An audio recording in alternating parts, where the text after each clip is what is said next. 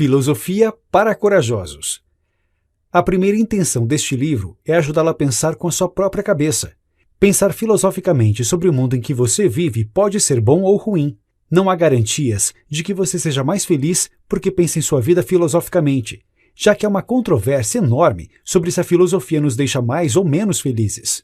Portanto, Pondé assegura que quem promete a você que será mais feliz com a filosofia é um mentiroso que só quer ganhar seu dinheiro. Por que Pondé se tornou um filósofo? O primeiro indício de que o autor deveria se enveredar para os caminhos da filosofia se deu quando ele ainda era um estudante de medicina. Lá ele perguntou a um professor como os pacientes viam o fato de que estavam indo em direção ao nada. O professor fez silêncio por alguns instantes e disse: "O senhor está na aula errada, deveria estar na aula de filosofia." Ele levou alguns anos até perceber que o professor tinha razão. Ainda assim, os anos na medicina não foram perdidos, pois formaram um longo trajeto passando pelo teatro e psicanálise até chegar ao patamar ideal.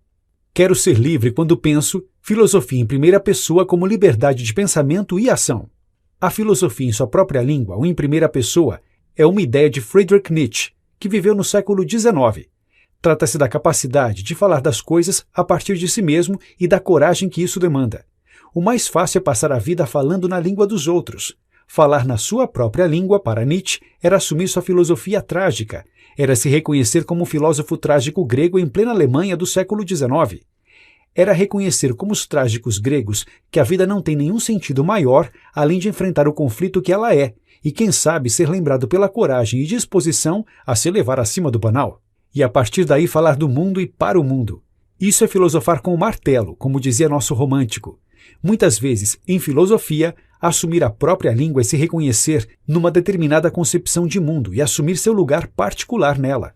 Não se trata de reinventar a roda, mas dizer livremente o que se quer dizer para seus semelhantes acerca do mundo, sempre a partir da tradição de pensamento a qual um pensador se filia. E para fazer isso é essencial que se tenha algum repertório filosófico e coragem para falar em primeira pessoa. Revolta contra a vida roubada, o mal-estar com a modernidade. A forma mais fácil de descrever esse sentimento é lembrarmos quando nos sentimos um mero número numa cadeia produtiva, ou quando nos sentimos uma peça genérica nessa mesma cadeia. Já sentiu isso? Se não, é porque você é um daqueles privilegiados que trabalham a maior parte do tempo em algo criativo e que faz sentido para você. A maioria só ganha dinheiro para sobreviver. Ganhar dinheiro também pode ser uma atividade criativa, mas não é esse o caso para a maioria das pessoas. O mundo moderno burguês em que vivemos é um lugar pautado pela lógica da eficácia, em que todo mundo é medido pelo seu valor instrumental, ou dito de outra forma, pelo seu valor de uso. Você vale pelo que faz funcionar neste mundo. Idosos hoje não valem nada, apesar de dizerem o contrário. Ficam brincando com computadores e Facebook para parecer parte deste mundo. Claro, os idosos com grana têm seu lugar na cadeia de consumidores de bens de valor. Antes, quando os idosos eram raros, valiam mais. Hoje que são muitos, seu valor está inflacionado, além do fato de que com o avanço das tecnologias de informação, que eles desconhecem em grande parte, os idosos deixaram de narrar a vida. Narrar a vida significa ajudar os mais jovens a compreender a vida deles, a partir da experiência acumulada das gerações. Mas hoje geração é coisa da publicidade e suas letras, X, Y e Z. O resultado é que os idosos, na melhor das hipóteses, acabaram virando um mercado de serviços para idosos e estão à margem da sociedade produtiva. Sorte de quem ganha com isso. Nosso coro particular de demônios. O que é um coro particular de demônios? É uma metáfora para falar de certas coisas que nos atormentam há milênios e a cada dia de nosso cotidiano. A filosofia, em sua origem grega, surge para concorrer com as religiões e seus mitos, na tentativa de responder a esse coro de demônios. Religiões e mitos existem, entre outras coisas, para explicar esse coro de demônios. Eles ecoam as principais perguntas a seguir. 1. O que estamos fazendo aqui no mundo? Ninguém tem a mínima ideia. Os mais religiosos e metafísicos, que acreditam em um mundo além da matéria, entendem que Deus ou algo similar sustenta tudo o que existe e, portanto, tem uma resposta. Para essas pessoas, estamos aqui porque esses seres superiores e divinos têm alguma forma de plano ou projeto para nós e para o mundo. Claro, nós que estamos presos nesse cotidiano às vezes infernal, temos dificuldade de entender qual seria esse plano maravilhoso, mas aqueles que têm fé entendem que tudo dará certo no final. 2. Existe vida após a morte? Não há como ter certeza. O tema para alguns é de vida ou morte. Afora a ironia, essa é uma questão que atormenta muitos, porque para eles, se não existir vida após a morte, não há por que respeitar a moral. Uma vez que morreu, acabou. Logo, tudo é permitido. Por outro lado, se existir vida após a morte, pensam eles, podemos ser julgados por Deus ou reencarnar numa situação muito ruim, por causa das maldades que fizemos nesta vida. Normalmente, quem crê em vida após a morte o faz como forma de alívio da angústia da aniquilação absoluta que a morte parece significar. 3. Se Deus não existir, tudo é permitido? Decorrente da questão levantada acima, podemos levantar esta. Se Deus não existe, tudo é permitido? Essa pergunta famosa foi feita pelo personagem Ivan Karamazov no romance Os Irmãos Karamazov, de Fyodor Dostoiévski, no século XIX. Essa questão decorre da anterior, porque a inexistência de Deus supõe que, uma vez tendo escapado da lei dos homens, uma pessoa estará segura de que não enfrentará nenhum outro juiz absoluto no pós-morte. Por isso, a imortalidade da alma associada à existência de Deus nos levaria à sustentação de um julgamento moral eterno. 4. Existe evolução moral na humanidade? A pergunta é controversa. Antes de tudo, porque não dá para ter certeza de fato. Não há como colocar a humanidade num laboratório de análise de comportamento. Não dá para fazer isso com um só homem, quanto mais com a humanidade. 5. Dinheiro compra amor verdadeiro? Essa pergunta é baseada na afirmação do dramaturgo e jornalista Nelson Rodrigues: dinheiro compra tudo, até amor verdadeiro. Experimente fazer essa pergunta num jantar com seus amigos psicanalistas, jornalistas e arquitetos, todos muito inteligentes. O grau de hipocrisia deles será proporcional ao modo enfático como negarão essa máxima rodriguiana. Nelson Rodrigues é um dos pensadores brasileiros mais consistentes e verdadeiros. Gente inteligente e bem resolvida costuma torcer o bico para essa pergunta, demonstrando que é movida a valores superiores à grana. Nunca confie em gente que afirma ser guiada por valores maiores que o dinheiro. Quem diz que faz as coisas por algo maior do que grana é quem pensa só na grana, pode apostar. Nunca confie na bondade dos bons. Dizer que dinheiro compra até amor verdadeiro quer dizer que as condições materiais de uma determinada situação podem gerar certos afetos profundos numa pessoa. O exemplo dado pelo autor é um fim de semana na Toscana ou na Praia Grande. Se você disser que tanto faz, mando você para aquele jantar inteligente com psicanalistas, jornalistas e arquitetos mentirosos. O medo de pensar nisso é temer que serei materialista demais e confessar que tem um preço. Todo mundo tem um preço, menos os que não valem nada. 6. A democracia é uma boa mesmo ou é um regime que junta quantidades enormes de idiotas e as joga sobre você? Falar da democracia é difícil, porque ela é o grande dogma contemporâneo. Criticá-la parece dizer que você é do mal. Bobagem! A democracia, entre os piores regimes, é o menos pior. Em 1000 anos, a democracia terá passado como um vento, e nossa fé nela também. Verão nossa fé na democracia como a fé dos antigos em seus reis como deuses. A democracia tem a vantagem de funcionar a partir da teoria do poder limitado, que em si é muito mais importante do que a ideia do voto individual. Esse poder limitado é importante na democracia moderna e se caracteriza pela ideia liberal de que nenhum soberano o é plenamente. Todo mundo adora a coisa do voto individual.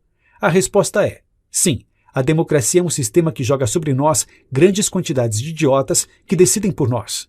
Numa democracia nunca venceremos a maioria de idiotas. 7. Mulher gosta de homem fraco e pobre? Esta questão está próxima daquela outra sobre dinheiro comprar ou não amor verdadeiro. Esta, porém, toca mais às meninas. A resposta para ela é: não, as meninas não gostam de homens fracos e pobres.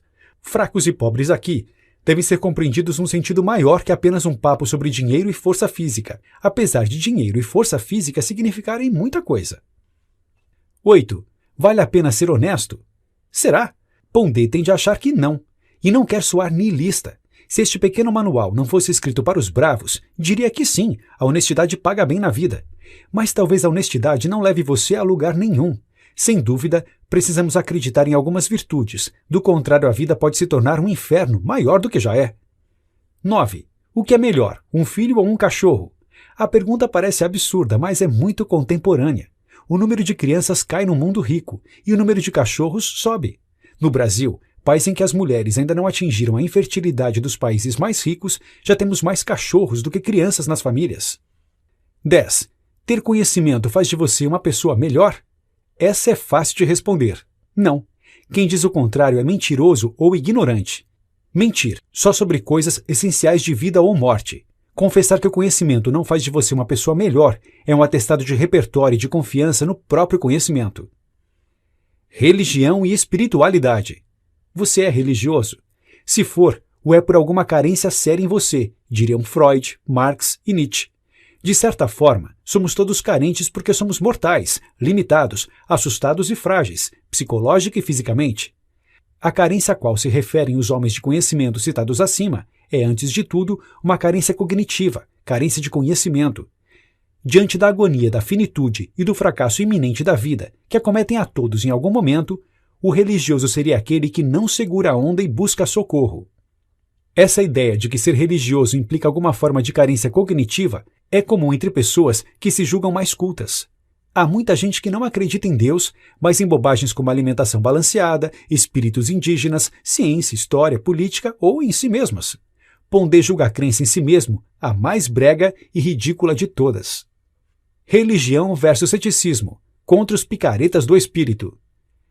Ceticismo é um modo de ver o mundo nascido na Grécia Antiga que ensina você a duvidar de tudo. A palavra vem do verbo grego skopen e significa observar, ver com atenção. Um cético pode ser muitas vezes um pentelho, sobretudo se acreditar no ceticismo como última resposta a tudo. Afora esses chatos, o ceticismo é sim uma prática muito importante na filosofia e na vida cotidiana, porque pode ajudar você a escapar de muitos picaretas espirituais, políticos, afetivos e comerciais. Em alguns assuntos, a dúvida parece se sustentar com facilidade, e um deles é o campo desses picaretas do espírito. São gente que diz que pode salvar você de alguma coisa, mas quando fica doente vai ao médico e diz que o guia espiritual avisou a ele que agora era para valer. Em geral, pedem dinheiro para você de forma melosa, ou dizem que uma grande ameaça ronda você. Metafísica. A palavra metafísica tem pedigree na filosofia, seja para defendê-la, seja para atacá-la.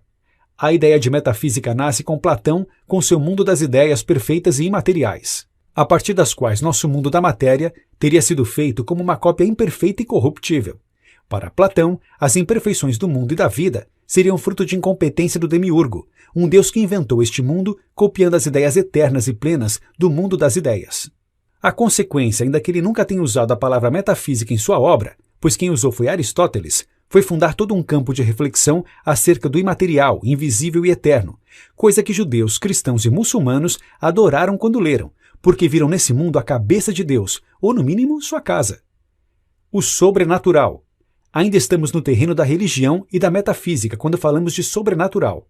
A palavra não tem o mesmo pedigree como tem metafísica, porque quando pensamos em sobrenatural, pensamos em filme de terror ou algumas almas penadas à noite na casa da fazenda.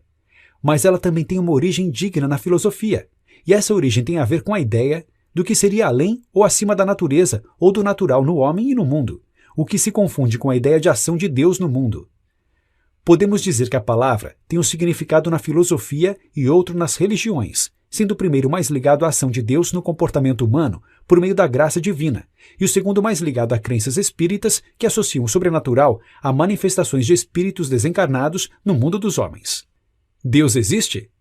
Se você apostasse que Deus existe e vivesse seus poucos anos aqui levando em conta a vontade de Deus e tivesse uma vida sem graça porque santinha, e Deus não existisse, você não realizaria a pena e sua alma deixaria de existir.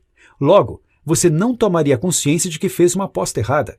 Se você apostasse na existência de Deus e ele existisse, aí você seria recompensado com uma eternidade de leite e mel, bem ao contrário daquele descrente que não quis se limitar nesta vida, mas acabou por amargar uma eternidade de sofrimento. O erro na aposta da sua existência seria muito mais terrível do que o erro na aposta da sua inexistência. A perda aqui seria muito maior que uma vida sem graça e santinha em nome de um Deus inexistente, uma vez que sua alma acabaria com o corpo e não tomaria consciência de sua aposta errada. A fé não é fruto de uma causa racional. Não chegamos à fé pelo uso da razão e seus argumentos. Assim, de nada adianta o uso da razão em assuntos da fé. Você pode ver pessoas brilhantes que têm fé e estúpidos que se acham o máximo porque não creem em Deus. O homem é um ser racional? Pondé não acredita. Para ele, a fé em que o homem seja um ser racional é uma bobagem recente. Qualquer hegeliano ou marxista de plantão diria que só com a emergência do mundo moderno burguês que precisa de uma sociedade racionalizada em seus processos para que o dinheiro circule com segurança de retorno ainda maior, é que o homem começou a querer se ver como um ser plenamente racional. A ideia de que o homem é um ser racional vai bem com a ideia, necessária no mundo burguês, de que ele é autônomo. Mas tanto a racionalidade quanto a autonomia são uma pequena parte da vida humana, ainda que não devamos buscar mais racionalidade e mais autonomia da vida. Kant estava certo em defender a noção de maioridade como sendo a capacidade humana de assumir suas decisões a partir de um esforço de autonomia e racionalidade. Nem sempre isso é possível. Materialismo. Essa palavra significa duas coisas em filosofia. A primeira e mais antiga e mais importante data da Grécia e quer dizer o seguinte: tudo o que existe é feito de átomo, e quando morrermos tudo acabará. A segunda, mais recente, filha da tradição sociológica, quer dizer que o mundo do pensamento, dos afetos e das instituições pode ser explicado pelas relações materiais que se tem em sociedade, tais como modos de produção, comércio, guerras, instituições e por aí vai. Um exemplo simples disso seria: se você anda de ônibus, você ama de um jeito. Se você anda de helicóptero, você ama de outro jeito. Entendeu? Amor aqui seria a função do modo como você se desloca no mundo, que por sua vez seria a função de quanta grana você tem, que por sua vez seria a função do seu lugar na cadeia produtiva de bens, ou seja, você é agente ativo ou vítima passiva. Moral ou ética. Para a maioria, ética é o campo das normas de conduta, enquanto moral é a parte da filosofia que reflete sobre hábitos e costumes. Ambas são as duas coisas ao mesmo tempo, porque faz parte da reflexão sobre hábitos e costumes pensar sobre as normas que devem regrar esses estilos de vida. E mais, não existem hábitos e costumes que não sejam permeados de normas, muitas vezes quase automáticas ou espontâneas. O que são hábitos e costumes? Generosidade, coragem, justiça, disciplina, entre outros. Para Aristóteles, os bons hábitos e costumes deveriam ser praticados a ponto de se tornarem uma segunda natureza, portanto automáticos ou espontâneos, como eu dizia acima. A escola moral mais antiga é a de Aristóteles, conhecida como moral das virtudes ou do caráter.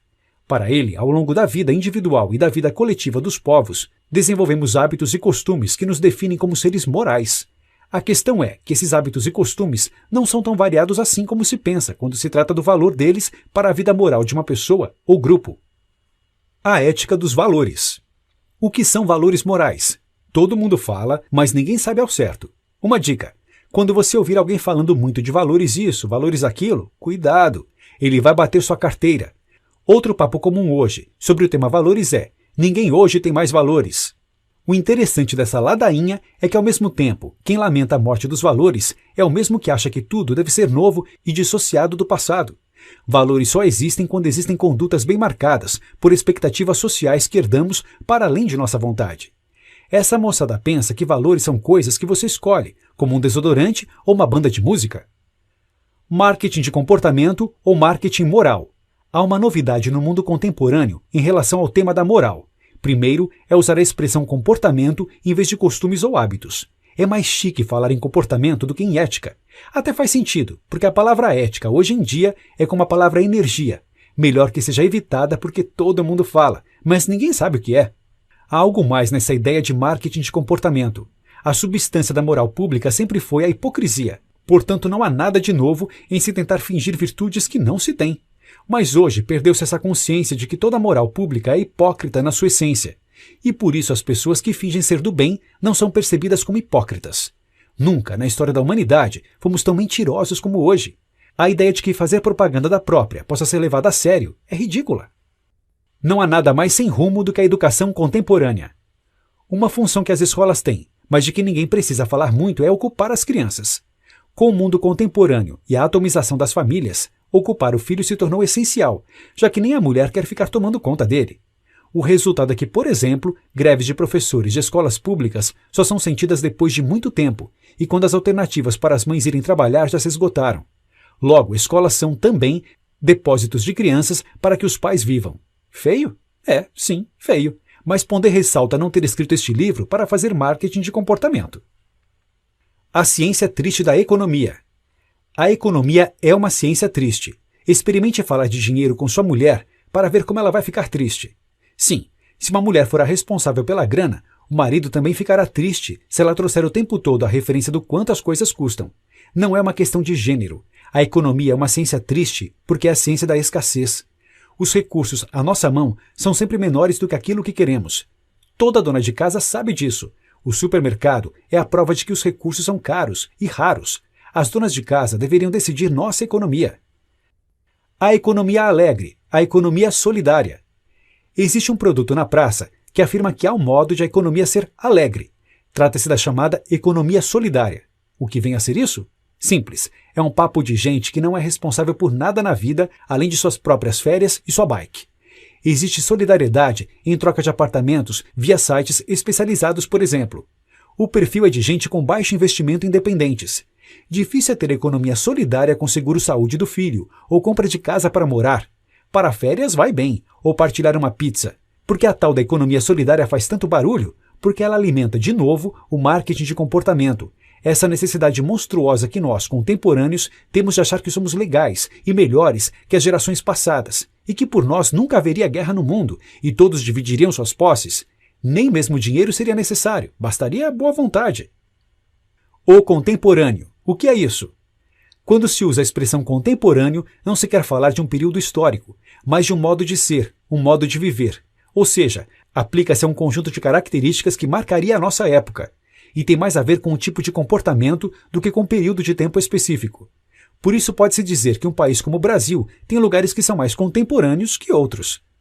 Uma forma fácil de entender o uso dessa expressão é ver como a utilizamos como adjetivo em alguns casos. O adjetivo contemporâneo é usado muitas vezes para um estilo de restaurante. Um restaurante contemporâneo é um lugar descolado, chique e sem ser presunçoso, não só pela comida, mas pela decoração ou cenário, e acima de tudo, pelo tipo de pessoa que o frequenta e trabalha nele. A cadeia alimentar como modelo profundo da vida social. Perceber o mundo como cadeia alimentar é percebê-lo numa chave darwinista. Pondé diz apreciar muito o darwinismo, entre outras razões, por considerar o Alto Paleolítico, cerca de 30 mil anos atrás, o período áureo da humanidade. Éramos poucos, com uma logística leve, sem luxos e organizações políticas complexas. Conhecemos muito mais nossas necessidades e éramos muito mais ágeis do que esses macacos que babam em cima das tecnologias da informação. E nossas crianças eram muito mais inteligentes. E nossas mulheres menos histéricas e os homens menos mesquinhos. O narcisismo. Uma pessoa narcísica é uma pessoa com baixíssima autoestima. Ninguém tem uma autoestima plena. O narcísico tem menos ainda e é um miserável afetivo. O narcísico é aquele que, quando leva um fora, desmonta mais que o normal. É o chato de que ninguém gosta, porque reclama que ninguém gosta dele o tempo todo. Existe um eu verdadeiro? O eu se tornou uma das últimas utopias no mundo contemporâneo. Fracassadas as utopias institucionais, históricas. O modelo hippie se fez tendência de marketing de comportamento. Modelo hippie, muito papo furado, estilo peculiar de se vestir, recusar a vida dura e ter pouco ônus nos vínculos. Uma das chaves dessa tendência é o aparelhamento do eu como saída para a vida. Se tudo é incerto, que meu eu e meu corpo se tornem meu templo. Daí a pergunta, existe um eu verdadeiro que devemos buscar como refúgio para uma vida tomada pela contingência de tudo? Ou seja, existe um eu verdadeiro a salvo de uma vida onde nada seja garantido? Uma cultura de direitos e não de deveres. Se pensarmos no que diz a Generation Me, muitos jovens têm sido educados sob o manto de que a vida dá certo e a felicidade é um direito. O fracasso e o ressentimento seguem seu curso quando a idade chega e a realidade mostra seu enorme grau de indiferença para com todos nós. Temos mais deveres do que direitos em nossa passagem por este planeta. É possível um mundo em que todos são iguais? O blá blá blá da desigualdade social. Outra mania do mundo contemporâneo é a história da justiça social, o que hoje é chamado de o problema da desigualdade. Só haverá igualdade social quando todos voltarem a ser pobres, como sempre fomos. Países como Suécia e afins só têm uma grande classe média rica, porque o Estado distribuiu durante muito tempo a grana que ganhou fora da Suécia, e em lugares onde a desigualdade poderia existir. Veja bem, o mundo é uma merda e sempre foi, mas o capitalismo deixou um pouco menos pior em termos materiais, apesar de que continua em grande parte uma merda. É bom viver tanto tempo assim? Os traumas da longevidade. Nunca estivemos tão longe do valor dos idosos. Ao contrário, os jovens, com sua inexperiência, arrogância e seu conhecimento de iPhone, são a referência dos mais velhos. O mais ridículo é que, ao lado da longevidade técnica alcançada, foi o apodrecimento, e não o amadurecimento, que se instalou como marca do envelhecimento no mundo. Não se amadurece. Perde-se o prazo de validade, mesmo com saúde. Longevos correm o risco de um dia parecerem um bando de zumbis sem lugar no mundo em que, ao mesmo tempo que você pode viver 90 anos com saúde, você já começa a envelhecer aos 25, desesperado por causa do colesterol, da estria e das rugas. O silêncio do mundo. Uma das principais indagações acerca do futuro da felicidade humana vem do evolucionismo. Será que uma espécie que não evoluiu num ambiente de felicidade, como realização do desejo individual, suporta essa guinada em direção ao átomo moral que é o sujeito? Nossa evolução se deu num ambiente de deveres e não de direitos. O próprio sucesso do capitalismo aconteceu graças à moral dos deveres e não dos direitos. A felicidade do indivíduo nunca foi critério para a sobrevivência da espécie. O bando original, cuja última representação é a família, também em processo de dissolução, deixou de ser a referência. A nova referência é o sujeito e seus gostos. Notas finais. As provocações de Pondé são essenciais para nos fazer parar e pensar em uma série de comportamentos corriqueiros. Passamos o dia a dia sem refletir sobre questões importantes e vivemos como que em piloto automático. Em Filosofia para Corajosos, o incentivo a pensarmos com nossa própria cabeça é o maior legado de um dos filósofos mais populares da atualidade. Dica do 12 minutos.